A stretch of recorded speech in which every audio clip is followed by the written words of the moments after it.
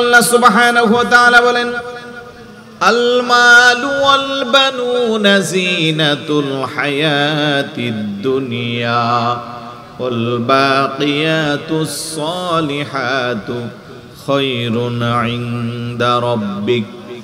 এই দুনিয়াতে আমরা যারা আছি, আল মালু ওয়াল বানুনা যিনাতুল হায়াতিদ দুনিয়া, দুনিয়ার ধন সম্পদ সন্তান সন্ততি এইটুকুন যা আছে দুনিয়ার সুশোভিত হিসেবে আল্লাহ এগুলোকে আখ্যায়িত করেছে।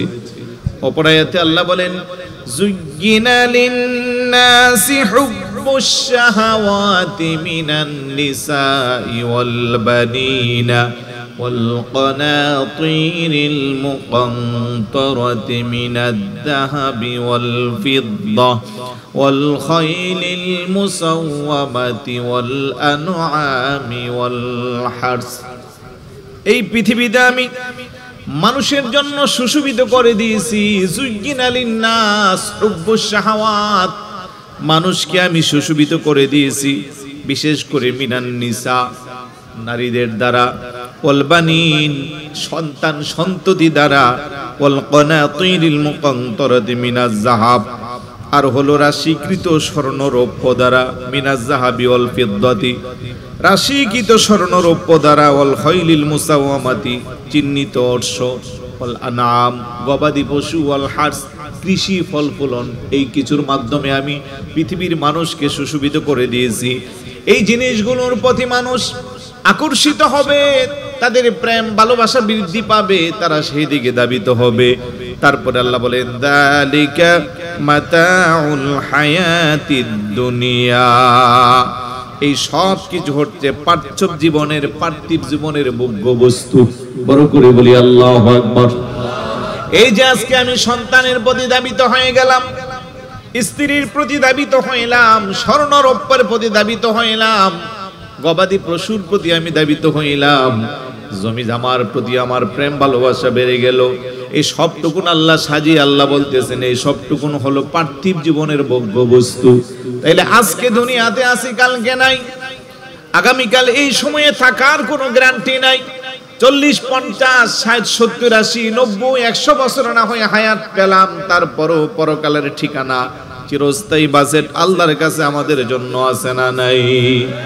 আল্লাহ বলে, যালিকা মাতাউল হায়াতিদ দুনিয়া আল্লাহু ইনদাহু হুসনুল মাআব, আল্লাহর নিকটই হলো উত্তম আশ্রয়। শেষ পর্যন্ত আপনাকে আমাকে ফিরে যেতে হবে আল্লাহর কাছে, এই পৃথিবীতে থাকার কোনো সুযোগ নাই। কথা কোন ঠিক কি না? আলহামদুলিল্লাহ, ইতিমধ্যে মিছিলে মিছিলে আমাদের মাহফিলে বিভিন্ন কমিটির বাইরেরা প্রবেশ করতেছে, তাদেরকে আমরা আন্তরিক মোবারকবাদ জানাচ্ছি মাহফিল ইন্তেজামিয়া কমিটির পক্ষ থেকে। সবাই বলি মারহাবা। একটু মুহাব্বত জিকির করি, লা ইলাহা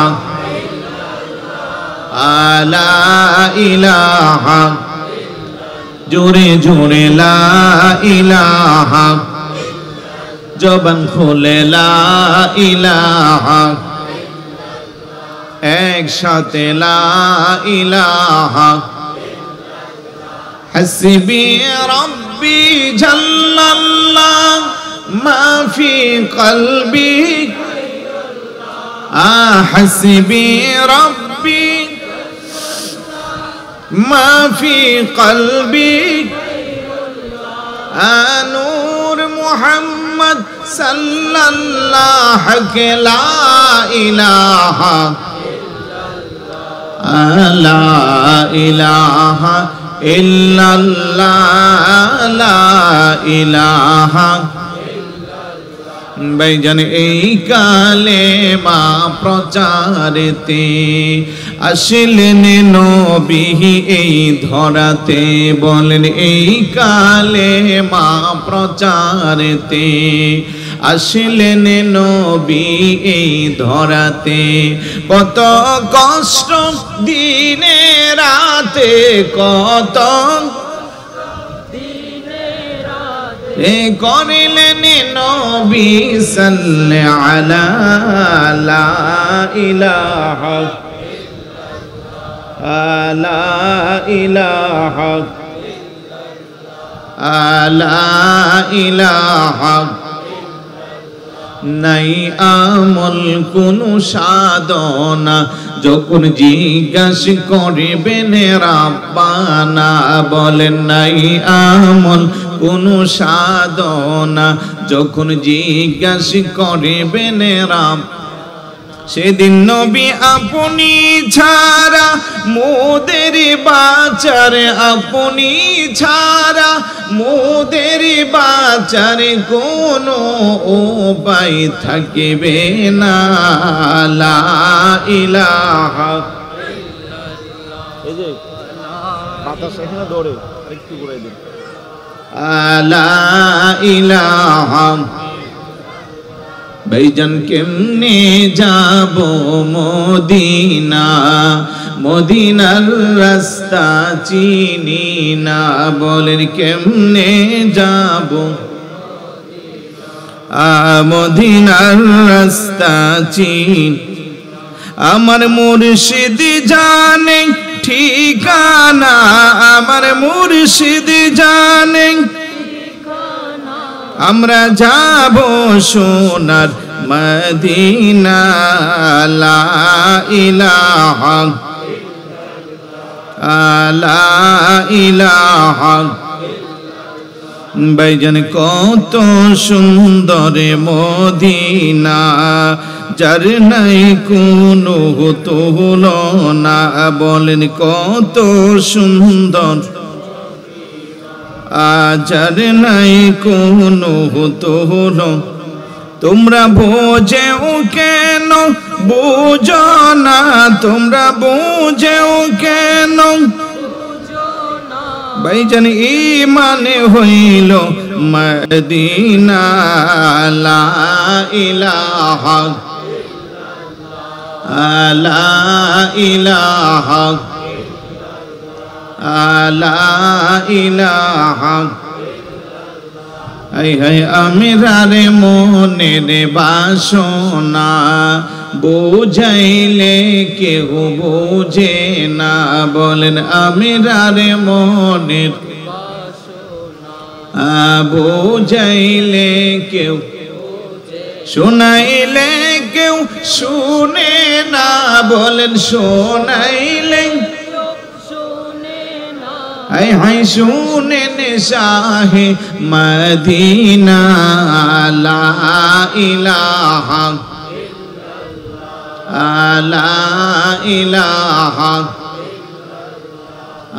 লা ইলাহা লা ইলাহা ইল্লাল্লাহু মুহাম্মাদুর রাসূলুল্লাহ সাল্লাল্লাহু তাআলা আলাইহি ওয়াসাল্লাম। সকলে বলি আলহামদুলিল্লাহ। মনোযোগ আছে? তাহলে স্ত্রীর প্রতি, সন্তানের প্রতি, স্বর্ণ অলংকারের প্রতি, গবাদি পশুর প্রতি, ধন সম্পদের প্রতি আমাদের ভালোবাসা আছে না নাই? আর একটু জোরে বলুন। কিন্তু আল্লাহ বলে যালিকা মাতাউল হায়াতিদ দুনিয়া, এই সবটুকুল হইল পার্থিব ভোগের বস্তু। কথা কোন ঠিক না? দুনিয়াতে আজকে আছি কালকে নাই। তাহলে আজকের এই পৃথিবীতে, এই বাংলাদেশের কথাই যদি বলি, এমন কোন দিন নাই মারামারি, কাটাকাটি, খুন খারাপি, রাহাজারি নাই। কথা কোন ঠিক না? আমরা তো সৃষ্টির সেরা আশরাফুল মাখলুকাত, মানব জাতি। আমাদের মর্যাদা আল্লাহর কাছে কম না বেশি?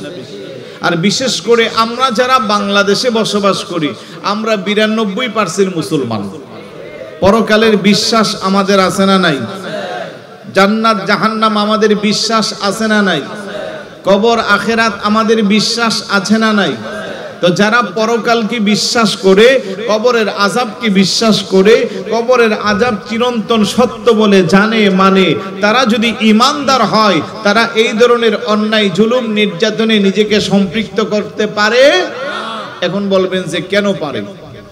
এই জন্য আল্লাহ বলেন, ইয়া আইয়ুহাল্লাযীনা আমানু দুখুলু ফিস-সিলমি কাফা ওয়া লা তাত্তাবিউ খুতুওয়াতিশ শাইতান ইন্নাহু লাকুম আদুউম মুবিন। ও ঈমানদারেরা, তোমরা যারা ঈমান এনেছো, উদখুলু ফিস সিলমি কাফা, পরিপূর্ণ ইসলামের মধ্যে প্রবেশ করো। ওয়ালা তাত্তাবিউ খুতুওয়াতিশ শাইতান, শয়তানের পথ অনুসরণ করিও না। ইন্নাহু লাকুম আদুউম মুবিন, কেননা শয়তান হলো তোমাদের প্রকাশ্য শত্রু। আজকের ইমানদার মুসলমান যখন কোরআন হাদিস মোতাবেক তার জীবন চালায়, রাসূলুল্লাহর জীবন আদর্শ যখন সে বাস্তবায়ন করতে চায়, আল্লাহর হাবিবকে মহব্বত করে হৃদয়ে লালন করে, সাহাবায়ে কেরামের আদর্শকে যখন বাস্তব জীবনে তারা প্রয়োগ করতে যায়, তখনই এসে কে যেন বাধা দেয়, কে যেন সেই পথ থেকে তারে দূরে সরায়। আর সে অন্য কেউ না হতে হইল, তার নাম হলো শয়তান। কথা কোন ঠিক কিনা? এই শয়তানের পথে আসি বিদায় আজকে আমাদের এই অবস্থা।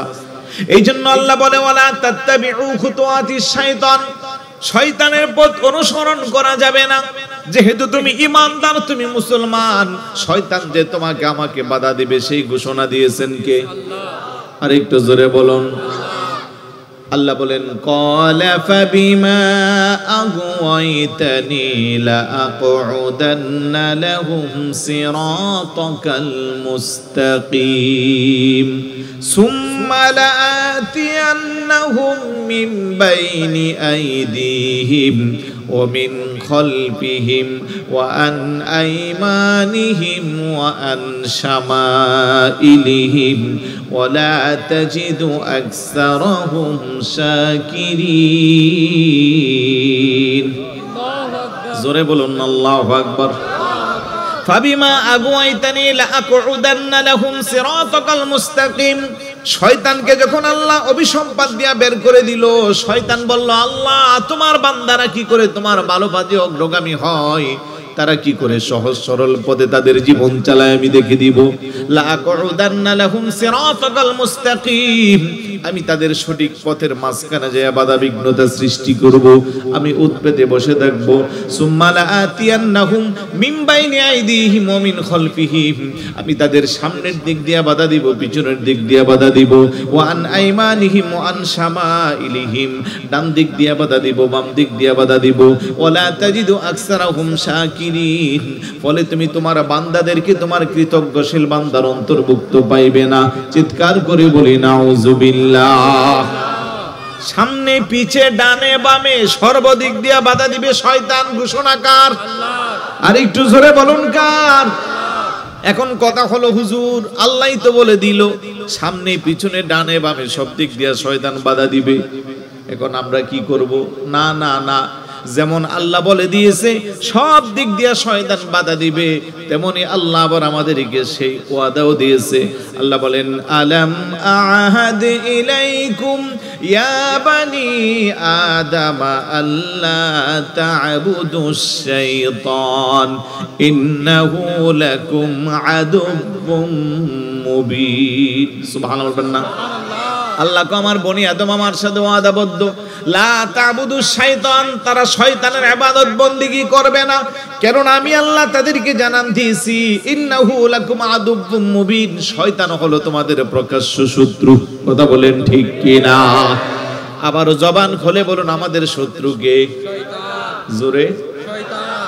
সবাই মনে হয় বুঝতেছেন না, যেভাবে আওয়াজ দিচ্ছেন মনে হয় শয়তান রাগ করবে শুনলে। শয়তানকে খুশি করার জন্য আওয়াজ ছোট করে দিচ্ছেন। আওয়াজ দিয়ে বলুন আমাদের শত্রুকে। আর একটু জোরে বলুন কে? ঘোষণাকার। ওই শয়তানের পথে চলা যাবে? শয়তানকে খুশি করা যাবে? তাহলে কেন আমরা আজকে মারামারি, কাটাকাটি, খুন খারাপি, হাজারি, ভাই ভাইয়ের সাথে শত্রু, বন্ধু বন্ধুর সাথে শত্রু, পাড়া প্রতিবেশী একজনের সাথে আরেকজনের শত্রু, এই চেয়ারের দখলের জন্য একজন আরেকজনের পিছনে শত্রু আছে না নাই? অথচ আল্লাহ হলো আমাদের প্রিয় বন্ধু। ঘোষণাকার। শয়তানের কথা শুনে আমরা শয়তানের মতো জীবন চালাচ্ছি। আর ঈমানদার যারা, আল্লাহ বলেন আল্লাহু ওয়ালিয়্যুল্লাযীনা আমানু ইউখরিজুহুম মিনাজ যুলুমাতি ইলান নূর ওয়াল্লাযীনা কাফারু আউলিয়াউহুমুত তাগুতু ইউখরিজুনাহুম মিনান নূরি ইলাজ যুলুমাত উলাইকা আসহাবুন নারি হুম ফিহা খালিদুন। আল্লাহু আকবার বলেন। আল্লাহু ওয়ালিয়ুল্লাযীনা আমানু, আল্লাহ বলে আমি হলাম ঈমানদারের বন্ধু, ঈমানদারের অভিভাবক। ইউখরিজুহুম মিনাজ যুলুমাতি ইলান নূর, আর আল্লাহ যখন ঈমানদারের বন্ধু হয়ে যায় তাকে অন্ধকার থেকে আলোর দিকে ধাবিত করে। কথা কোন ঠিক কি না? এখন আমরা কি অন্ধকারে না আলোতে? এই জোরে বলুন, আমরা কোথায়? আলোতে, কারণ আমরা ঈমানদার। আমাদের বন্ধুকে কিন্তু এই মুহূর্তে বোয়ালখালীর জমিনে এমন কিছু আল্লাহর বান্দা আছে যারা এখন অন্ধকারে আছে। রাত্র যত গভীর হবে ওদের আলোচনা, ওদের কাজকর্ম অন্ধকারে বেশি আরো গুরুত্ব পাবে। আছে না নাই? বলে এটা কেমন কথা? ওই অন্ধকারে কেউ বোতল নিয়ে টানাটানি করবে, কেউ আবার মোনাজাতে হাত উঠাইবে। বুঝাইতে পারলাম? মোনাজাত মানে বুঝেন নাকি? বলেন কি? তাস খেলা, জুয়া খেলা। কথা কোন ঠিক না? তো যেই সময়ে আপনারা আজিমুশান বেহেশতের বাগানে বসে আছেন, ওই সময় আল্লাহর কিছু বান্দারা জুয়া খেলার মধ্যেও আছে। ওই সময় আল্লাহর কিছু বান্দারা শরাব পান করা নিয়েও আছে। আছে না নাই? বোঝা গেল তাদের বন্ধু আল্লাহ না, তাদের বন্ধু শয়তান। আর আমরা যারা বেহেশতের বাগানে এই সুন্দর মাহফিলে এসেছি, আমাদের বন্ধুকে আরেকটু জোরে বলুন না কে? আল্লাহ যখন ঈমানদারের বন্ধু হয়, আল্লাহ নিজেই বলে আমি তাদেরকে অন্ধকার থেকে আলোর দিকে নিয়ে আসি। আর শয়তান যখন কাফেরের বন্ধু হয়ে যায়, ওয়াল্লাযীনা কাফারু আউলিয়াউহুমুত তাগুত ইখরিজুহুম মিনান নূরি ইলা যুলুমাত, তখন তাদেরকে আলো থেকে অন্ধকারের দিকে নিয়ে যায়। কথা কোন ঠিক না? আল্লাহ বলে উলাইকা আসহাবুন নারি হুম ফিহা খালিদুন, ওরা হবে জাহান্নামের অধিবাসী, আর তাদের ওই জায়গার মধ্যে থাকতে হবে আবাদান আবাদা, চিরস্থায়ী। চিৎকার করে বলি নাউযুবিল্লাহ। আলহামদুলিল্লাহ বলবেন না? আপনাদের কি ঈমানদার আল্লাহর কোরআনের পক্ষ থেকে সার্টিফিকেট দেওয়া হলো, তারপরও আপনাদের চেহারা মলিন কেন? তার মানে মনে সাই দিচ্ছে না। কারণ সকাল থেকে এই পর্যন্ত কত যে মিথ্যা বললাম তার কোনো হিসাব নাই। নামাজ 5 ওয়াক্ত চলে গেল, 1 ওয়াক্তও পড়লাম না, কিন্তু নিজের ঈমানদার দাবি করতে একটু বিবেকে বাধা দেয়। কথা কোন ঠিক না? খুব ভালো মানুষ আপনারা, ঠিকটাও ঠিকভাবে বলতেছেন। আরে ভাই, যতই বান্দা গুনাহ করে, পাপ করে, জুলুম করে, নির্যাতন করে, অত্যাচার করে, আল্লাহর কাছে তাওবার মতো তাওবা করতে পারলে মাফ করে দেয় কে? আর একটু জোরে বলুন কে? এই মাহফিলগুলো আমাদের মাপ চাওয়ার, মাপ করে নেওয়ার একটা সুবর্ণ সুযোগ। এই যে আলোচনা হবে 2 ঘন্টা, 3 ঘন্টা, 4 ঘন্টা, ওলামায়ে কেরামের সব কথা সবাই একসাথে আমলে দিতে পারবেন? যদি এই কথাগুলো আমলে দেওয়া হতো, যেই পরিমাণের মাহফিল আপনাদের বোয়ালখালীতে হয়, অন্য জায়গার কথা বাদ দিলাম, অন্তত বোয়ালখালীর মাহফিলের সবাই যদি এক একটা মাহফিল থেকে একটা কথাকেও বাস্তব জীবনে কাজে লাগাইতেন, বোয়ালখালীতে কোনো চুর, বাটপার, ছিনতাইকারী, ডাকাত, জেনাকারী, ব্যভিচারকারী, জুলুমকারী, হত্যাকারী, নির্যাতনকারী একজনও থাকতো না। কথা বলেন ঠিক কি না? তাহলে বোঝা গেল আমরা মাহফিলে আসি, মাহফিলের কথাগুলো মাহফিলের ফ্যান্ডেলে রেখে বাড়িতে চলে যাই। এমনটা হলে হবে না। কোন একজন আলেমের 2 ঘন্টা 3 ঘন্টা বক্তব্য নয়, ছোট্ট 30 সেকেন্ডের একটা পয়েন্ট কি যদি আপনি আমল দিতে পারেন, আপনার গোটা জীবন পরিবর্তন করে দিবে কে? আল্লাহ। আর একটু জোরে বলুন। মনে পড়ে গেল বলকের বাদশা ইব্রাহিম ইবনে আদহাম রাদিয়াল্লাহু তাআলা। নাম শুনছেন না আপনারা? ওমানের সুর শহরে নদীর পারে ওনার মাজার আমি 2022 সালে জিয়ারত করেছিলাম। ইব্রাহিম ইবনে আদহাম রাদিয়াল্লাহু তাআলা। বলক মানে একটা রাজ্য, ওই রাজ্যের উনি ছিলেন বাদশা। রাষ্ট্র পরিচালনা করতে করতে কোনো একদিন রাতের বেলা রাজপ্রাসাদে আরামে শুয়ে শুয়ে মনে মনে ভাবতেছি কি করে আল্লাহওয়ালা হওয়া যায়। মনোযোগ আসেনি আপনাদের? একটু মনোযোগ দেন। কোথায় শুয়ে শুয়ে? রাজপ্রাসাদে। রাজপ্রাসাদে রাতের বেলা শুয়ে শুয়ে চিন্তা করে কি করে আল্লাহওয়ালা হওয়া যায়। কিন্তু আল্লাহওয়ালা হইতে গেলে আরামের বিছানায় আরামে ঘুমিয়ে রাতের বেলা কম্বল মোড়া দিয়া শুয়ে থাকলে আল্লাহওয়ালা হওয়া যায়?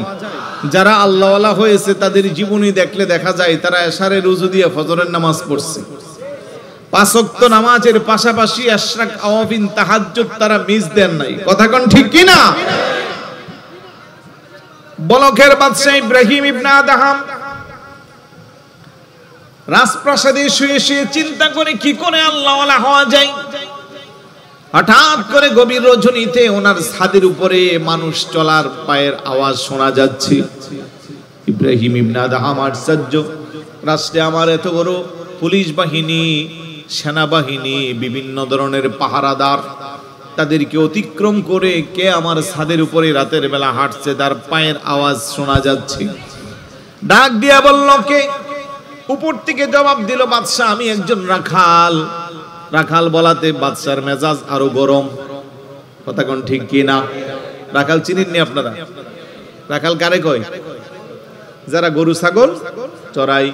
বাদশা ডাক দেখো, এই গভীর রজনীতে আমার বাড়ির ছাদের উপরে তুমি কোন রাখাল, কেন আসলা?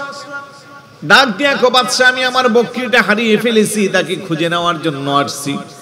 বাদশা বলে, বকরি হারানো গেলে তা পাওয়া যায় মাঠে ময়দানে, পাওয়া যায় জমিনে, আর তুমি কেমন রাখাল রে, বকরি খোঁজার জন্য তুমি চলে আসছো রাজপ্রাসাদের ছাদের উপরে?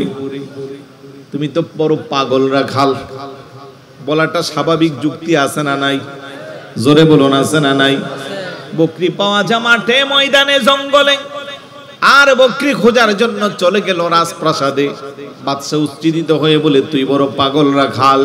ওপর তাইকা জবাব দে, ও বাদশা আমারে পাগল বলিয়েন না, বরং আপনি পাগল বাদশা। বড় করে বলি সুবহানাল্লাহ। বাদশা তখন একটু করে নড়ে বসলো, ব্যাপার কি? ডাকদা বলে, ওই রাখাল কেন আমারে পাগল বাদশা বললা? ডাক দেখো, ও বাদশা আপনি আরামের বিছানায় এই গভীর রজনীতে শুয়ে শুয়ে আপনি চিন্তা করতেছেন কি করে আল্লাহওয়ালা হওয়া যায়, এই জন্য আমি আপনাকে পাগল বলছি। বাদশা গো, তুই তো বড় পাগল, তুইও তো বকরি খোঁজার জন্য আমার ছাদের উপরে চলে আসলা। ডাক দেখো, ছাদের উপরে তুমি কোনোদিন তো আর তোমার হারানো বকরি পাইবা না। এবার বাদশা ডাক দেখো, রে রাখাল ডাক দেখো, ও বাদশা আমি যেমন শত চেষ্টা করে আমার ছাদের উপরে হারানো বকরি, তোমার ছাদের উপরে হারানো বকরিকে খুঁজে পাইব না, ঠিক তেমনি ভাবে আরামের বিছানায় আরামে শুয়ে শুয়ে আপনি আল্লাহওয়ালা হওয়ার জন্য যে চেষ্টা করছেন, আপনিও কোনোদিন আল্লাহওয়ালা হইতে পারবেন না।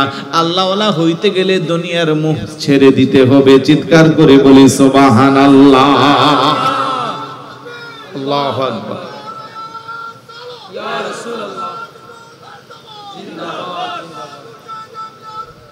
জিন্দাবাদ জিন্দাবাদ। যেই মাত্র এই কথাটা শুনলো, চমৎকার ভাবে বাদশা বুঝে গেল, হারে যদি ওরা খাল বেশে আমার সাথে তর্ক ধরছে, এটা কোনো রাখাল না। কথা কোন ঠিক কি না? আমারে শিক্ষা দেওয়ার জন্য আল্লাহর পাঠানো কোনো ফেরেশতা। চমৎকার ভাবে জবাব দিয়েছে, আমি যেমন হাজারো চেষ্টা করে আমার হারানো বকরি ঘরের ছাদের উপরে খুঁজে পাইব না, আপনিও ঠিক তেমনি আপনার আরামের বিছানায় শুয়ে শুয়ে আল্লাহওয়ালা হতে পারবেন না। আল্লাহওয়ালা হইতে গেলে কষ্টের দরকার আছে না নাই? ইতিহাস সাক্ষী দেয়, রাখালের ছোট্ট 30 সেকেন্ডের কথা। বলকের বাদশা ইব্রাহিম ইবনে আদহাম রাজপ্রাসাদ পরের দিন সকালবেলা বের হলো। ইন্তেকালের পূর্বে জীবনে কোনোদিন আর রাজপ্রাসাদে ফেরত আসেন নাই। বাকি জীবনটা আল্লাহর প্রেমে জঙ্গলে কিংবা পাহাড়ে কাটিয়ে দিচ্ছে। সুবহানাল্লাহ। আমি বুঝাইতে চাইলাম, যদিও রাখালের পরিচয় এসেছে, উনি রাখাল না, উনি আল্লাহর পাঠানো ফেরেশতা। কথা কোন ঠিক কিনা? রাখাল পরিচয় দিয়া বলকের বাদশা ইব্রাহিম ইবনে আদহামকে 1 মিনিটের ছোট্ট একটা বক্তব্য শুনে উনি আমল দিয়া গোটা জীবনটাকে পরিবর্তন করে দিল। আজকে যারা আমরা এই বোয়ালখালীর মাহফিলে এসেছি, উলামায়ে কেরামের আলোচনাগুলা সব তো আর শোনা যাবে না, একসাথে মারা যাবে না। 30 সেকেন্ড কিংবা 1 মিনিটের 2 মিনিটের ছোট্ট ছোট্ট কিছু কথা যদি কুট করে হৃদয়ে স্থাপন করতে পারি, আর সেই কথা অনুযায়ী যদি বাস্তব জীবনে আমল করি, আমাদের জীবনও পরিবর্তন হওয়ার সম্ভাবনা আছে না নাই? তাইলে আলেমদের কথাগুলো শুনতে হবে। কথা কোন ঠিক না? এক কান দিয়া শুনবো, আরেক কান দিয়া রেখে যাব, এইভাবে আসলে কাজ হবে না। লক্ষ লক্ষ টাকা খরচ করে এক একটা মাহফিল সাজানো হয়, উদ্দেশ্য একটাই, এলাকাবাসীর যেন পরিবর্তন হয়, আমাদের বাস্তব জীবনে যেন পরিবর্তন হয়, আমাদের মধ্যে যেন আমরা মানুষ হিসেবে যেই গুণ আল্লাহ দিয়েছে সেই গুণগুলো যেন আমরা ফিরে পাই। কিন্তু না না না, আজকের সমাজে এমন কিছু জিনিস ঘটতেছে, আমরা যে সৃষ্টির সেরা আশরাফুল মাখলুকাত মানব জাতি হিসাবে আল্লাহ আমাদেরকে বানাইছে, ওই পরিচয়টাই দিতে আমাদের এখন ঘৃণা হচ্ছে। কথা কোন ঠিক কি না? প্রকাশ্যে মানুষকে মানুষ পাথর মেরে নিক্ষেপ করে মেরে ফেলতেছে। সুস্থ মানুষ বাসা থেকে বের হয়েছে, রাস্তায় ৫-৬ জনে মিল্লা ছুরি ঠেকায় তারে মেরে ফেলবে। হোক সে আলেম, হোক সে ইঞ্জিনিয়ার, ডক্টর, কিংবা সমাজের একজন সাধারণ মানুষ, এইভাবে মানুষকে মানুষ মারা এটা কোনো সুস্থ সভ্য সমাজের স্বীকৃতি হতে পারে না। আমরা তো ফিরে গেলাম ১৫০০ বছরের পূর্বের জাহিলিয়া যুগের মধ্যে। কথা বলেন ঠিক না? আমার কথা হলো, আপনি রাজনীতি করেন, আপনার একটা মতাদর্শ থাকতে পারে, আপনার একটা ব্যক্তিগত থাকতেই পারে। যেহেতু এক মায়ের ঘরে ৫টা সন্তান হলে এক একটা এক এক দিকে যায়, তো এক রাষ্ট্রে যদি ১৮ কোটি মানুষ বসবাস করি, এক একজনের চিন্তাধারা এক একটা হবে, এক একজনের রাজনৈতিক সিদ্ধান্ত এক একটা হবে, এক একজনের আদর্শ এক একটা হবে। যদি অন্যায় হয় তার বিরুদ্ধে আদালত আছে, রাষ্ট্র আছে, ফাইসালা হবে। আমরা আইনকে নিজের হাতে নিয়ে একজন আরেকজনকে যদি মারতেই শুরু করি, তাহলে আপনার যেমন নিরাপত্তা নাই, আমারও নিরাপত্তা নাই, বাসা থেকে বের হয়ে বাসায় ফিরবো সেই গ্যারান্টিও নাই। এইভাবে চলতে থাকলে একটা মানুষ তো আর আমরা মানুষ হিসেবে স্বীকৃতি পাবো না, আমরা তো প্রচুর সে নিকৃষ্ট হয়ে যাব। কথা বলেন ঠিক কি না? এখন বলবেন রাষ্ট্র এই কাজ করে না, ওইটা করে না, আদালত এটা করে না, আইন এটা করে না, বিচারকরাই কিছু করে না। এখন আমি সব কিছু এক পাশে রেখে আগে আমি নিজেকে যদি নিজের বিবেকের কাছে দাঁড়া করাই, আমরা যদি সবাই আপন আপন জায়গায় ভালো হয়ে যাই, তাহলে অন্যায় খুঁজে পাওয়া যাবে? একটু জোরে বলুন, খুঁজে পাওয়া যাবে? আমি যদি স্বীকৃতি নেই যে আমি আল্লাহর হাবিবের শ্রেষ্ঠতম নবীর উম্মত, আল্লাহ সুবহানাহু ওয়া তাআলা সৃষ্টির সেরা আশরাফুল মাখলুকাত মানব জাতি করে আমাদেরকে প্রেরণ করেছে, আখিরি জামানার নবী, নবীদের নবী, ইমামুল আম্বিয়া, আশরাফুল আম্বিয়া, সাইয়্যিদুল আম্বিয়া, সমস্ত শ্রেষ্ঠ নবীর উম্মত করে আল্লাহ আপনাকে আমাকে পৃথিবীতে প্রেরণ করেছে। শ্রেষ্ঠ নবীর উম্মতের মর্যাদা দিয়ে আল্লাহ দুনিয়াতে পাঠিয়েছে। সুতরাং সেই নবীর আদর্শ, সাহাবায়ে কেরামের আদর্শকে বুকে লালন করে আমার দ্বারা কোনো অন্যায় হবে না, জুলুম হবে না, নির্যাতন হবে না, নিপীড়ন হবে না, হত্যা হবে না, ছিনতাইকারী হবে না, চুরি হবে না, ডাকাতি হবে না, জেনা ব্যভিচার হবে না। আমি আজ থেকে শুদ্ধ হয়ে সঠিকভাবে চলবো। এইভাবে সবাই যদি আপন আপন জায়গা থেকে অন্যায়কে দূরে সরায়, তাহলে এই সমাজে কোনো অন্যায় খুঁজে পাওয়া যাবে? আর একটু জোরে বলুন, যাবে? এখন সিদ্ধান্ত নিতে হবে আপনাকে আমাকে।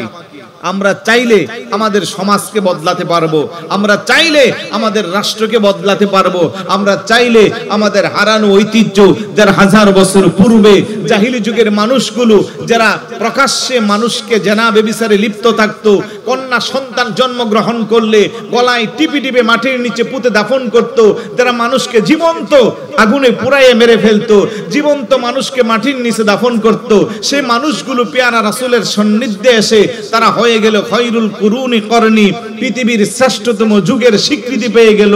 তারা সবাই হয়ে গেল দুনিয়া থেকে জান্নাতবাসী স্বীকৃতি পেইল। তারা কেউ হয়ে গেল সাইয়্যিদনা আবু বকর সিদ্দিক রাদিয়াল্লাহু তাআলা, কেউ হয়ে গেল ওমর ইবনুল খাত্তাব রাদিয়াল্লাহু তাআলা, কেউ উসমান গনি জিন্নুরাইন রাদিয়াল্লাহু তাআলা, কেউ শের খুদ আলী রাদিয়াল্লাহু তাআলা।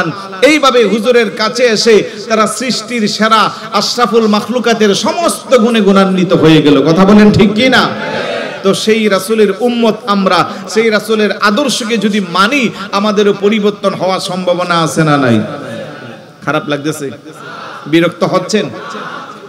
এই কথাগুলোকে আবার বাঁকা চোখে নেবেন নাকি?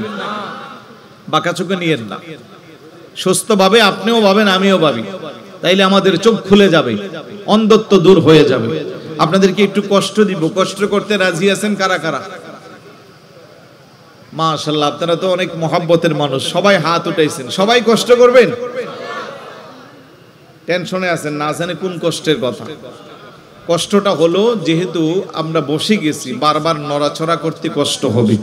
একটু মেহেরবানি করে যার সামনে যতটুকু জায়গা আছে একেবারে যদি ফিল আপ করে বসেন তাহলে আমাদের ভাইয়েরা যারা পিছনে দাঁড়িয়ে আছে, এখনো যারা বাহিরে আছে, সবাই সুন্দরভাবে বসতে পারবে। একটু মোহাব্বত নিয়া জিকির করি আর সামনের দিকে একটু চাপি, লা ইলাহা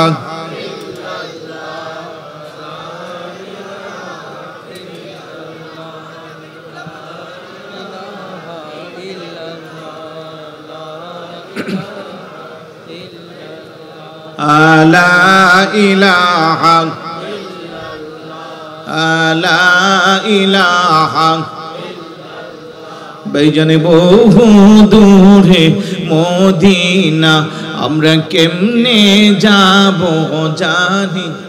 মদিনা যাইতে মন চায় কার কার? সবার। মারহাবা বলি, এটা জবান খুলে বলি। আমার মনের জল্পনা কল্পনা, নবী যাব আমি, বলেন যাব আমি। যাদের যাদের যাইতে মন চা আপনারা যাব আমি সোনার মদিনা, এটা মোহাব্বত নিয়ে বলতে পারবেন? বলতে বলতে একদিন কবুল করবে কে? জোরে বলুন কে? আমার মনের জল্পনা কল্পনা, নবী যাব আমি সোনা, হায় হায় যাব আমি সোনার মদিনা, রাসূলে যাব আমি, আনা গো যাব আমি। মনটা আমার অনেক খুশি, নবীজিকে ভালোবাসি। মনটা আমার অনেক খুশি, নবীজিকে ভালোবেসে তৃপ্তি মিটে না, রাসূলে ভালোবেসে আনা গো যাব আমি, বলেন যাব আমি। রাসূলে আপনাই ভালোবাসে যারা, আল্লাহর ওলি হই গো তারা। তোমায় ভালো আল্লাহর ওলি থাকে না তো চিন্তা ভাবনা, রাসূলে থাকে আনা গো যাব আমি। বলেন আমার মনের জল্পনা কল্পনা, নবী যাব আমি, হায় হায় যাব আমি সোনার মদিনা, রাসূলে যাব আমি, আনা গো যাব আমি। রাসূলে আপনার নামে এত জাদু, ডাকিলে মনে হই মধু। তোমার নামে এত জাদু, ডাকিলে মনে হই মধু। ওই মধু কোথাও মিলবে না, রাসূলে ওই মধু আনা গো যাব আমি। আমার মনের জল্পনা কল্পনা, নবী যাব আমি, হায় হায় যাব আমি সোনার মদিনা, রাসূলে যাব আমি,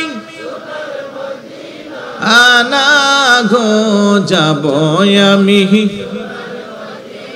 বড় করে বলিন আলহামদুলিল্লাহ। আল্লাহ যেন সবার জীবনে একবার হলেও নসিব করে। যারা দেখছি যেন বারবার দেখতে পারি। মনোযোগ আছে? তাহলে একটা থিওরি, একটা পয়েন্ট, আমরা যদি নিজেরা যার যার জায়গা থেকে ভালো হয়ে যাই, এই সমাজের অন্যায় কমবে না বাড়বে? কমবে। আওয়াজ দিয়ে বলুন, কমবে না বাড়বে? আমরা কি পারবো সবাই? আমরা কি ওয়াদাবদ্ধ করতে পারবো আল্লাহকে হাজির নাজির রেখে যে আমরা আজ থেকে নিজেদেরকে সংশোধন করব ইনশাআল্লাহ? একবারে না পারলেও চেষ্টা তো চালাতে হবে।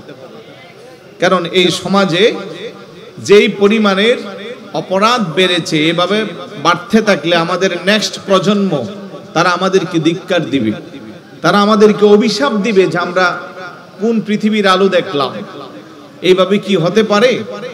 অবশ্যই না। তো এই মাহফিল থেকে একটা মেসেজ দিলাম। আমাদের আজকের মাহফিলটা সোহাদায়ে কারবালার স্মরণে। বলেন কার স্মরণে? 61 হিজরির 10ই মুহররম ঐতিহাসিক কারবালার জমিনে নবী পাকের কলিজার টুকরা, সাইয়্যিদুশ শুহাদা, শহীদ দস্তে কারবালা, ইমাম আলী মাকাম, বেহেশতের কোটি কোটি যুবকদের সর্দার ইমাম হুসাইন রাদিয়াল্লাহু তাআলা সেই দিন আপনাকে আমাকে একটা মেসেজ দিয়ে গেছে, মনে আছে? কি মেসেজ? নানা জানের উম্মতেরা, তোমরা যারা আমি হুসাইনকে ভালোবাসো, আমার আদর্শকে লালন পালন করো, নানা জানের আদর্শকে মহব্বত করো, নানা জানের আদর্শকে বুকে লালন করো, আমি হুসাইন কাছ থেকে তোমরা শিক্ষা নাও। আমি সেদিন বাতিলের কাছে, অন্যায়ের কাছে, জুলুমের কাছে, নির্যাতনের কাছে মাথা নত করি নাই। আমি আমার গর্দান তাদেরকে দিয়া আমি আমার ইমানের সঠিক পথে নিজেকে উচ্চ রেখেছি। বড় করে বলি সুবহানাল্লাহ। ইমাম হুসাইন রাদিয়াল্লাহু তাআলা 61 হিজরিতে কারবালার জমিনে গর্দান দিতে হতো না যদি একটু করে নিজের ব্যাপারে নিজেকে একটু যদি নমনীয় অবস্থায় নিয়ে আসতেন, অর্থাৎ দুনিয়াকে যদি একটু প্রাধান্য দিতেন, ঈমানকে যদি একটু দূরে সরাতেন।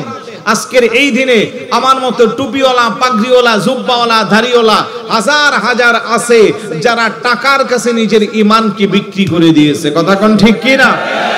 এই সমাজেও আছে না নাই? এই রাষ্ট্রে আছে না নাই? পৃথিবীতে আছে না নাই? তারা ইহুদি খ্রিস্টানদের দালাল, তারা ইহুদিদের প্রেতাত্মা, তারা ইমাম হুসাইন রাদিয়াল্লাহু তাআলা আনহুর আদর্শকে দূরে সরাইয়া ইয়াজিদের আদর্শকে যারা বুকে লালন করেছে, তাদের সাথে আহলে সুন্নাত ওয়াল জামাতের আকীদার কোনো সম্পর্ক। আমরা হুসাইনি মুসলমান। আমরা কি মুসলমান? আরেকটু জোরে বলুন, আমরা কি মুসলমান? ইমাম হুসাইন রাদিয়াল্লাহু তাআলা আমাদেরকে সেই মেসেজ দিয়ে গেছে, আমরা গর্দান দিব, জীবন দিব, জান দিব, মাল দিব, মান সম্মান সব শেষ করব। আল্লাহর হাবিবের মুহাব্বত আমাদের কাছে সবার উপরে।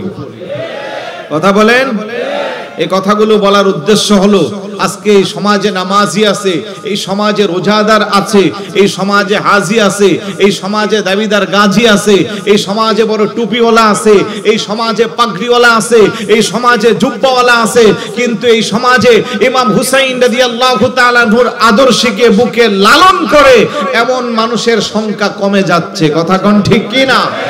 তাইলে টুপি, পাগড়ি, জুব্বা, আবা, কাবা, দাড়ি, তাসবিহ, তাহলিল, জিকির, আজকার এগুলো দেখলে পিছনে ছোটা যাবে না।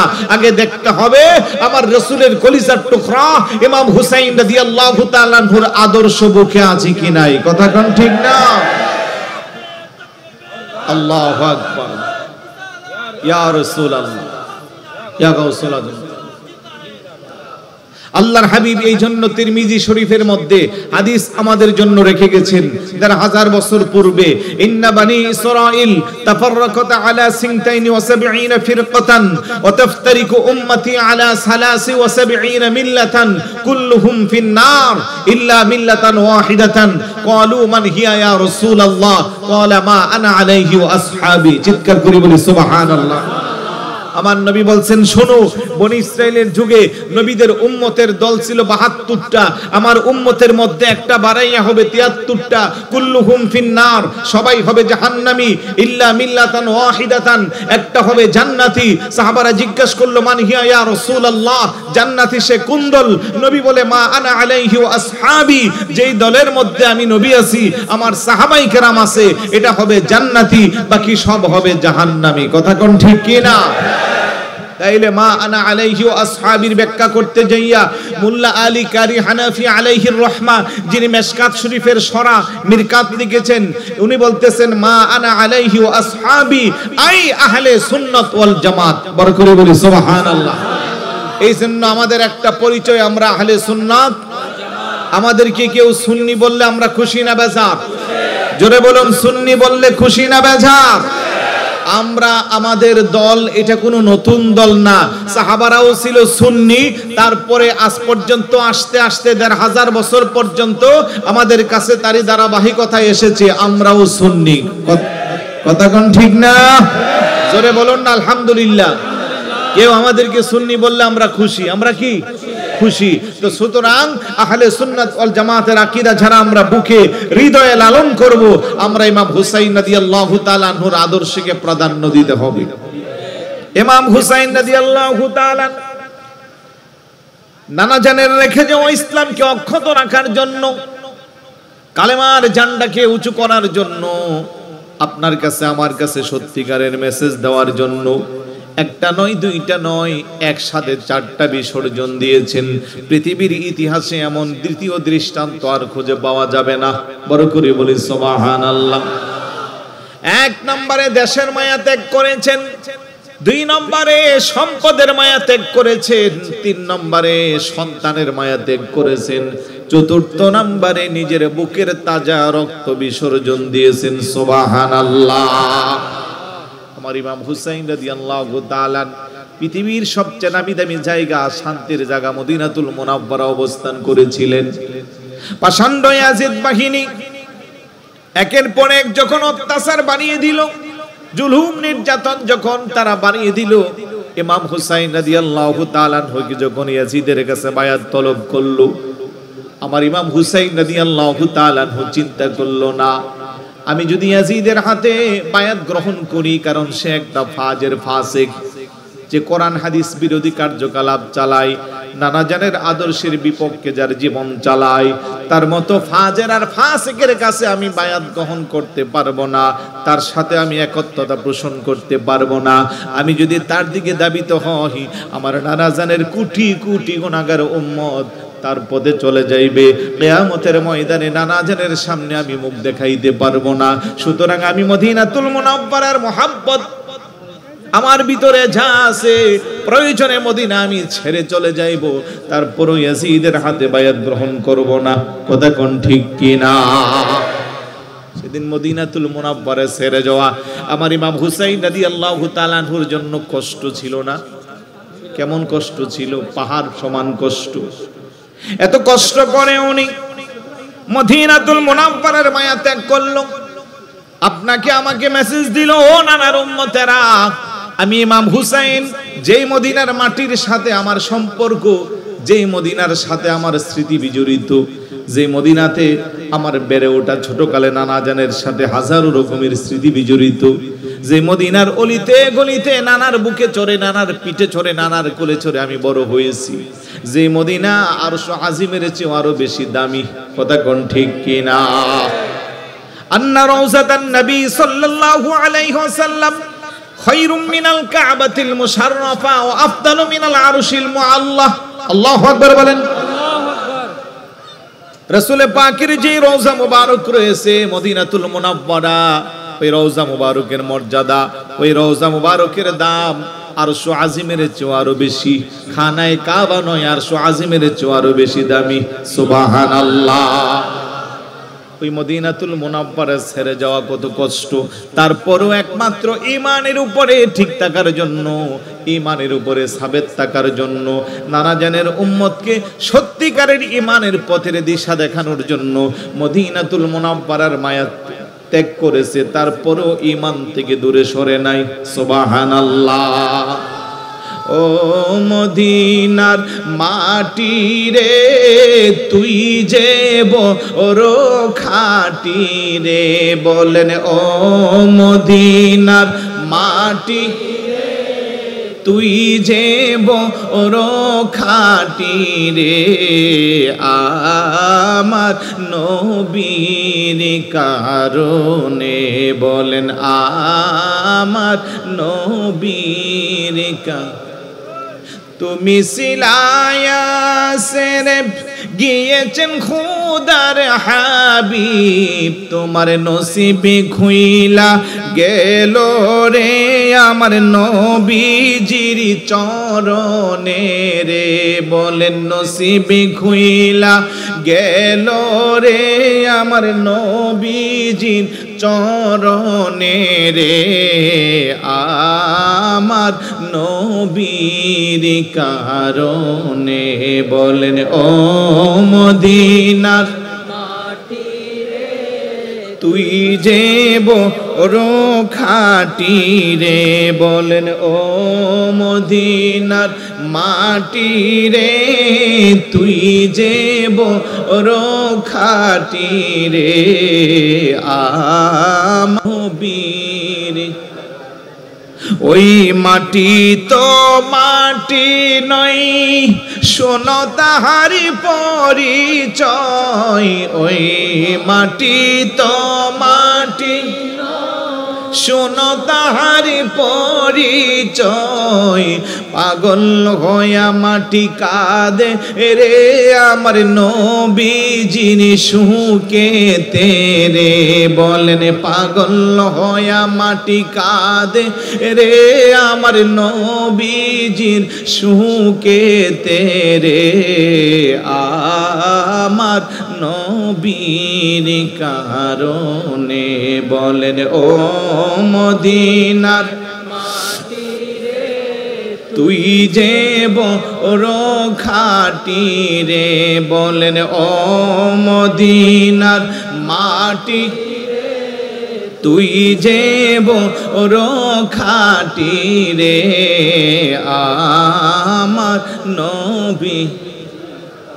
মদিনার ধোলাকে তাবিজ করে গলাতে রাখব পরে। ধোলাকে তাবিজ করে গলাতে রাখব পরে। ওই তাবিজ যার গলাহি রে ভয় নাই তার মরণে রে। সুবহানাল্লাহ বলবেন না? বলেন না ওই তাবিজ যার গলাহি রে ভয় নাই তার মরণে রে। আমার নবীর কারণে বলেন আমার নবীর কারণে। মারহাবা বলবেন না? জোরে বলি মারহাবা। এক নম্বরের বিসর্জন মদিনাতুল মুনাওয়ারার প্রেম ভালোবাসা বিসর্জন দিয়েছেন একমাত্র নানা জানের সঠিক পথকে সুউচ্চ রাখার জন্য। আল্লাহু আকবার বলেন। মক্কাতুল মুকাররমা অবস্থান নিল, চতুর্দিক থেকে হাদিয়া তোফা। আমার ইমাম হুসাইন রাদিয়াল্লাহু তাআলা বাকি জীবনটা শান্তিতে বসবাস করতে পারত, কিন্তু কুফাবাসীর একের পর এক আমন্ত্রণ জানিয়েছে, তাই হাদিয়া তোফা টাকা পয়সা ধন দৌলত সব এক পাশে রেখে নানা জানের উম্মতদেরকে ভালোবাসা প্রদানের জন্য চলে গেল কুফা। কথা কোন ঠিক না? কয়টা বিসর্জন বলেছিলাম? 4টা। আওয়াজ দেয়া বলেন কয়টা? এক নম্বরে দেশের মায়া, দেশও সাধারণ দেশ না, সোনার মদিনা। আল্লাহু আকবার বলেন। 2 নম্বরে সম্পদের মায়া ত্যাগ করলো, কুফায় চলে গেল। লম্বা চড়া বক্তব্য দেওয়ার কোনো সুযোগ নাই, এক একটা পয়েন্টে কথা বললে ঘন্টা চলে যাবে। আমি শুধু সামারাইজ করে টোদা পয়েন্টে মূল কথাগুলো বলছি। ওই কুফায় যাওয়ার পরে আমার ইমাম হুসাইন রাদিয়াল্লাহু তাআলা আনহুর সাথে তারা যখন বেঈমানি শুরু করলো, 6 মাসের দুধের বাচ্চা ইমাম আলী আসগর রাদিয়াল্লাহু তাআলা আনহুকেও পানির পরিবর্তে বিষাক্ত তীর দিয়েছে। কথা কোন ঠিক কিনা? সন্তানের মায়াতে, সন্তানের প্রতি মা বাবার ভালোবাসা কেমন, যাদের সন্তান আছে তারাই বুঝবে।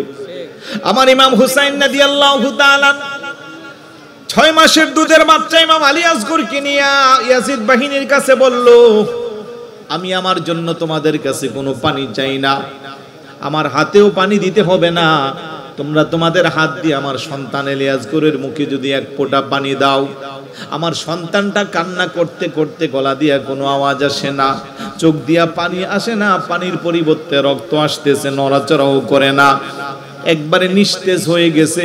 ও কুফাবাসীরা, আমাকে তো তোমরা ভালো করে চিনো, আমি তো দুনিয়ার কোনো সাধারণ সন্তান না, আমি তো আখিরি জামানার নবী, সমস্ত নবীদের নবী, কামলেওয়ালা নবীর আদরের নাতি। তোমরা স্বচক্ষে তোমাদের মধ্যে অনেকে দেখেছো নানা আমারে কত আদর করেছে, যেই নানা আমারে কুলে পিঠে করে মানুষ করলো, আমার ঠোঁটের মধ্যে যেই নানার ঠোঁট মোবারক লাগায় আমারে চুমু দিয়েছে। আমি যখন তৃষ্ণার্ত হয়ে কান্না করতাম, আমার আম্মা জানের ঘরে আমার নানা জান আমার বুকের সাথে জড়াইয়া নানা জানের জিহ্বা মোবারক আমার মুখের মধ্যে প্রবেশ করাইয়া দিত। যেই নানার জিহ্বাটা চুষে চুষে আমি তৃষ্ণা নিবারণ করতাম, ক্ষুধা নিবারণ করতাম।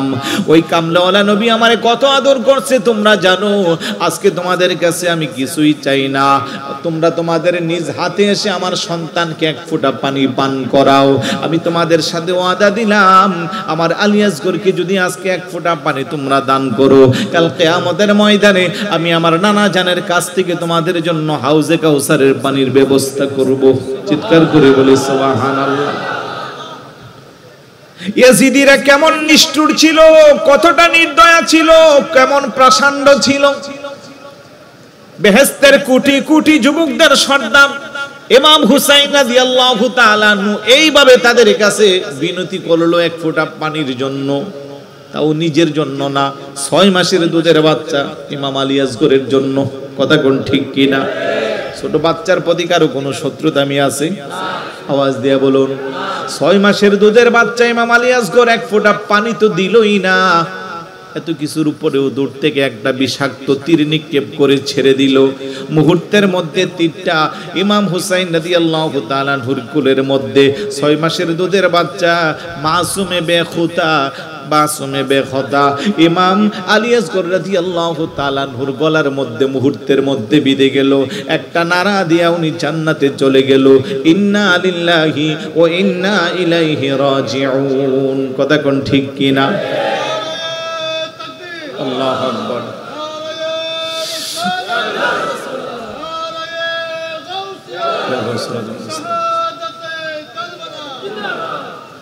যেই পাষাণ্য ইয়াজিদ বাহিনী 6 মাসের দুধের বাচ্চা ইমাম আলী আসগর রাদিয়াল্লাহু তাআলা আনহুকে পানির পরিবর্তে তীর বিধাইল, ওই ইয়াজিদের পক্ষে কথা বলে আমাদের সমাজে কোন মুসলমান আছে না নাই?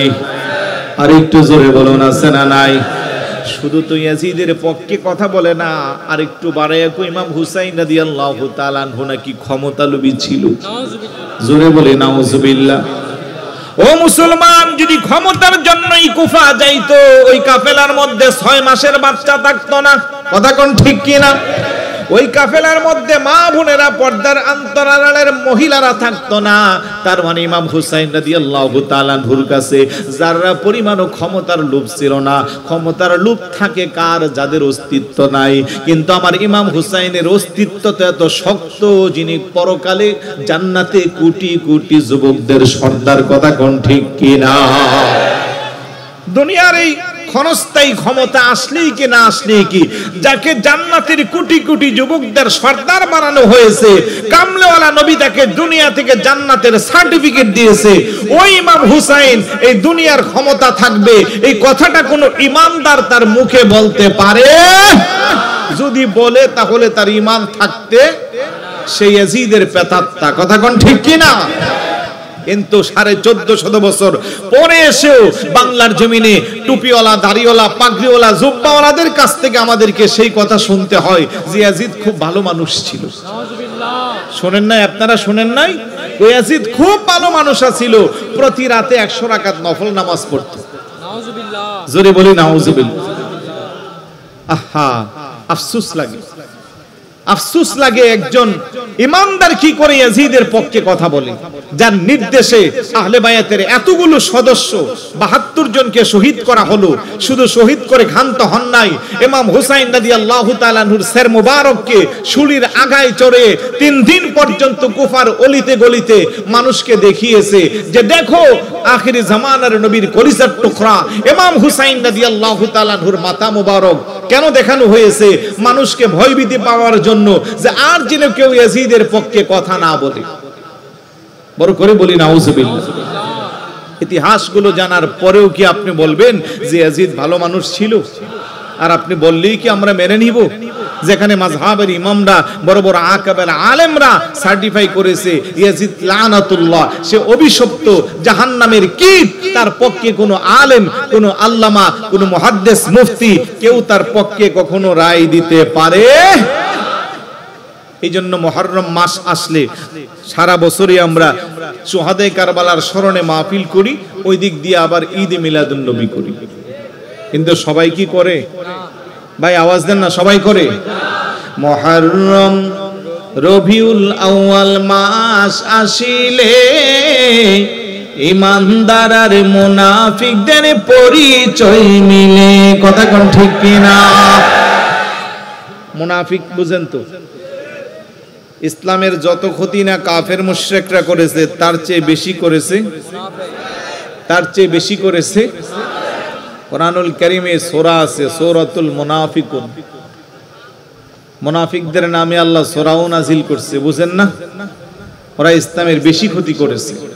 বলেন মুহররম রবিউল আউয়াল মাস আসিলে ইমানদার আর মুনাফিকদের পরিচয় মিলে।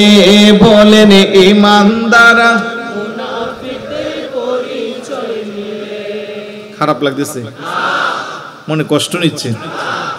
আমি জানি বোয়ালখালীর এলাকার মানুষ বেশিরভাগ আমার নবীর মোহাব্বতের পাগলদার, কথা কোন ঠিক না? যাদেরকে আমরা বলি সুন্নি অধ্যুষিত এলাকা, আলহামদুলিল্লাহ বলবেন না? এমনিতেই আপনারা যারা চট্টগ্রামে আছেন আপনারা তো অনেক সৌভাগ্যবান। 12 আউলিয়ার এই পূর্ণভূমির ছড়িয়ে ছিটিয়ে অলি আল্লাহরা জায়গা জায়গায় শুয়ে আছে, আর তাদের ফসল হিসেবে আপনি আমি সুন্নি পরিবারে জন্ম হয়েছি, কথা কোন ঠিক না? বাংলাদেশের এমন উত্তরবঙ্গ এমন কিছু এলাকা আছে, ওই সমস্ত এলাকায় যায় যদি বলা হয় সোহাদে কারবালা বা আহলে বায়াত কাকে বলে তারা চিনেও না, আছে না নাই? কিন্তু সেই তুলনা চট্টগ্রামে মুহররম মাস আসলে প্রত্যেক দিন সোহাদে কারবালার স্মরণের মাহফিল আছে না নাই? মুহররম মাস চলে গেছে, সফর শেষের দিকে, তাও এখন সোহাদে কারবালার স্মরণের মাহফিল চলতেছে, সারা বছরই চলে, আলহামদুলিল্লাহ বলবেন না? আর ঈদ মিলাদুন্নবী যদিও রবিউল আউয়াল মাস 29 বা 30 দিন যা, আমি তো আমার মতো করে বলি যে আশিক যারা, ইমানদার যারা, সুন্নি যারা, তাদের জন্য মিলাদুন্নবী শুধু রবিউল আউয়াল না, 365 দিনই আমাদের জন্য ঈদে মিলাদুন্নবী, কথা বলেন ঠিক কি না? এই জন্য আমরা সারা বছর আদায় করি। তাই মুহররম রবিউল আউয়াল মাস আসিলে ইমানদার আর মুনাফিকদের পরিচয় মিলে। বলেন ইমানদার আর মুনাফিকদের ইমানদাররা আশুরার মাহফিল সাজাইছে আজি, ইমানদারের কলিজাতে আগুনে লেগেছে, কারণ ইমামে হুসাইন কারবালাতে শহীদ হয়েছে, কথা কোন ঠিক কিনা? আমাদের কলিজায় আগুন আছে না নাই? জোরে বলুন আছে না নাই? আওলাদে রাসূলকে তোমরা মারতে পারো নাই, শহীদি তারা জীবিত আছে কোরআনেতে পাই, কথা কোন ঠিক না? ওরা ভেবেছিল ইমাম হুসাইন রাদিয়াল্লাহু তাআলা আনহুকে তারা মেরে ফেলেছে। না না না, ইমাম হুসাইন রাদিয়াল্লাহু তাআলা আনহু যদিও আপাতত দৃষ্টিতে ওদের ভাষায় ওরা ওনাকে মেরেছে না, উনি শহীদ হয়েছে। আর শহীদ যারা তারা মরে না, শহীদ যারা তারা জিন্দা, কথা কোন ঠিক না? ঘোষণাকার জোরে বলুন। আল্লাহ বলেন ওয়ালা তাকুলু লিমান ইউকতালু ফি সাবিলিল্লাহি আমওয়াত বাল আহইয়াউ ওয়ালাকিন লা তাশউরুন। অন্যত্র বলেন ওয়ালা তাহসাবান্নাল্লাযীনা কুতিলু ফি সাবিলিল্লাহি আমওয়াতা বাল আহইয়াউন ইনদা রাব্বিহিম ইউরযাকুন। বড় করে বলি সুবহানাল্লাহ। আল্লাহর পথে যারা জীবন দেয় তারা মরে না, বরং তারা জীবিত।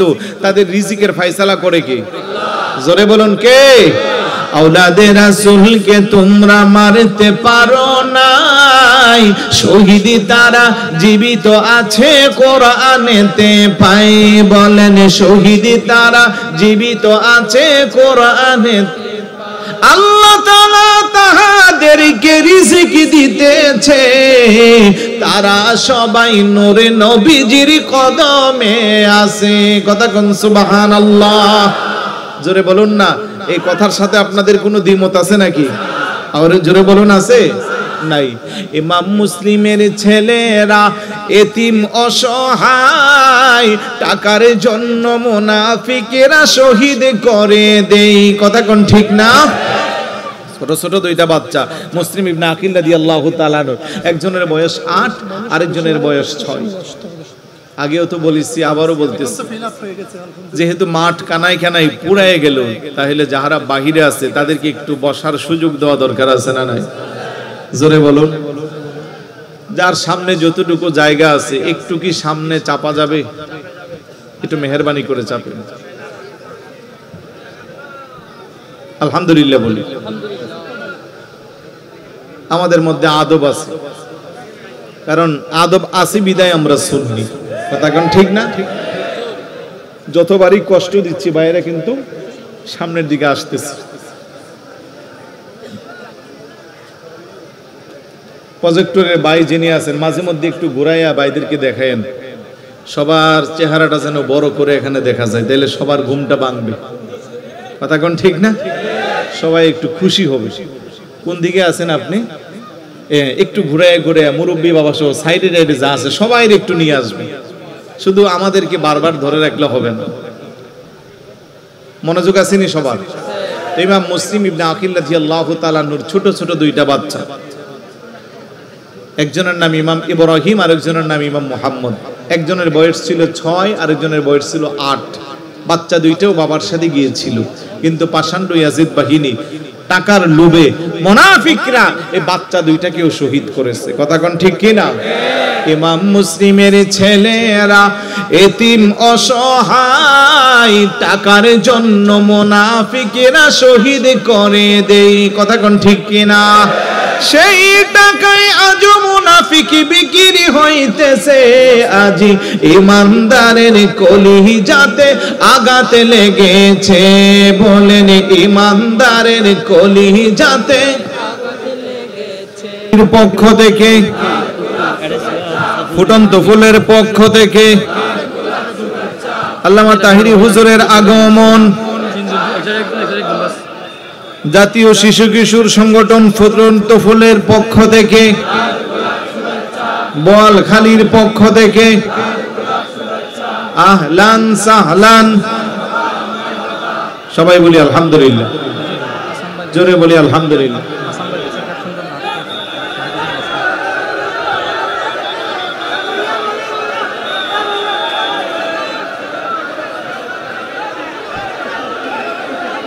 বিশৃঙ্খলা না করে সবাই সুশৃঙ্খল ভাবে আমরা বসে পড়ি।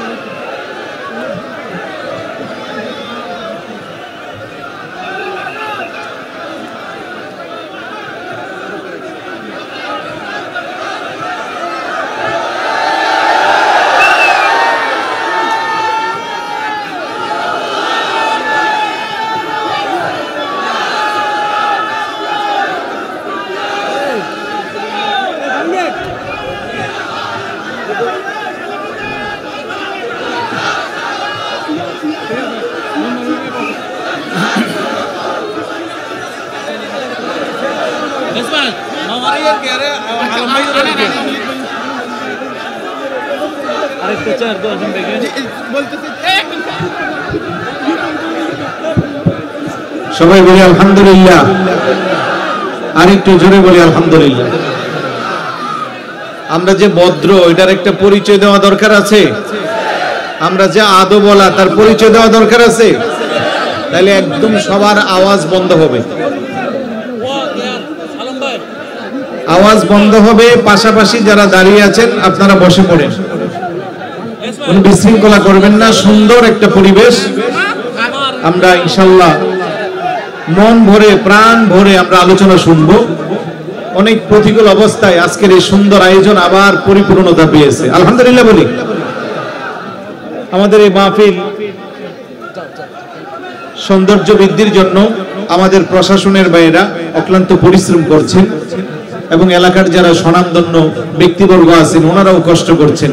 সবারই আন্তরিকতা পরিশ্রমকে যেন আল্লাহ কবুল করে, বলুন আমিন। আমি আর সামনে বাড়ছি না, আলোচনা আমি আগেই বলেছি যে আমি যতটুকুন যেভাবে করতেছি হুজুর আসার পরে আমি ওইভাবেই শেষ করে দিব। শুধু একটা অনুরোধ আছে, একটা নাত বলেই আমি শেষ করছি। মরণে চেহারা মোবারক দেখিও, আকা কাছে বসে কালে মাটা পড়িয়ে দিও। বলেন মরণে চেহারা মোবারক দেখিও, আকা কাছে বসে কালে মাটা পড়িয়ে দিও। রোজা মোবারক বারে বারে নিও, কদম মুবারকে চুমিতে দিও। আকা কদম মুবারকে চুমিতে দিও, আকা আকা রুহুটা বের হতে হাসিটা দিও, বলেন রুহুটা বের হতে হাসিটা দিও, আকা মোবারক কদমে চুমিতে দিও। আবু বকর উমর উসমান হতে পারি নাই, বেলায়েতের সম্রাট যিনি ওই রকম প্রেম নাই, আকা বেলায়েতের সম্রাট যিনি ওই রকম প্রেম নাই। হাই হাই গোলামে যারা তাদের সাথে আমায় রাখিও, বলেন গোলামে যারা তাদের সাথে আমায় রাখিও, আকা মোবারক কদমে চুমিতে দিও, বলেন মরণে চেহারা মোবারক দেখিও, আকা কাছে বসে কালেমাটা পড়িয়ে দিও, বলেন কাছে বসে কালেমাটা পড়িয়ে, গোসল দিয়ে জানাজা পড়াইতে নিবে, অসহায়ের দিকে একটু মায়াই তাকাবে, বলেন অসহায়ের দিকে একটু মায়াই তাকাবে।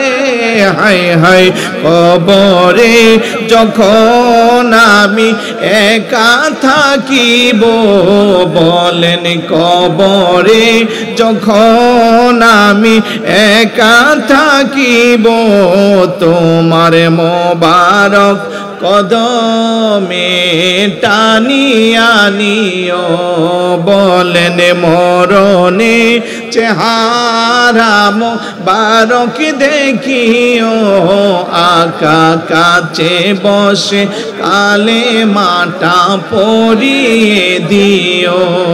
জোরে বলি মারহাবা, আর একটু জোরে বলি মারহাবা। আল্লাহ যেন মরণের সময় পেয়ারা রাসূলের নুরানি চেহারা মুবারক আমাদের সবার ভাগ্যে নসিব করে, বলি আমিন।